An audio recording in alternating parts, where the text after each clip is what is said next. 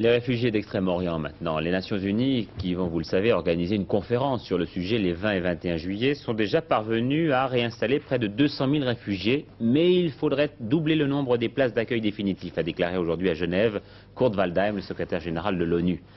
Jusqu'alors, nous vous parlions surtout des Vietnamiens qui fuyaient leur pays et beaucoup moins des Cambodgiens.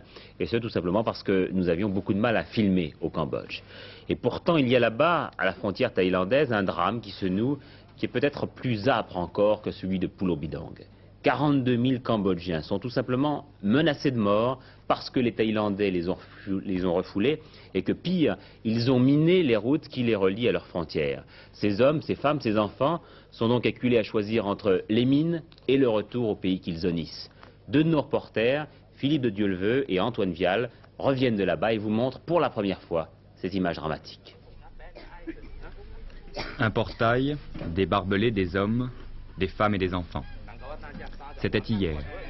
Aujourd'hui, en ce moment même, ces 4000 réfugiés cambodgiens sont assassinés.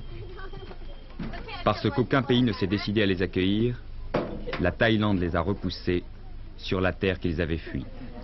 La seule route de retourner au Cambodge, c'est la mort.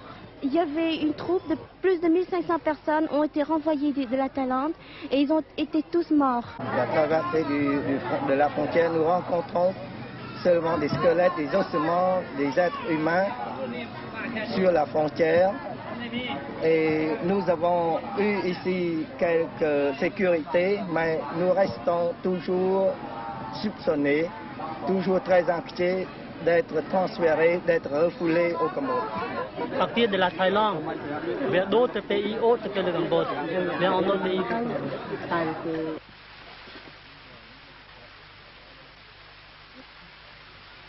Mais la vie reste toujours misérable. Il y a la pluie, pas de toile, et il nous manque des aliments.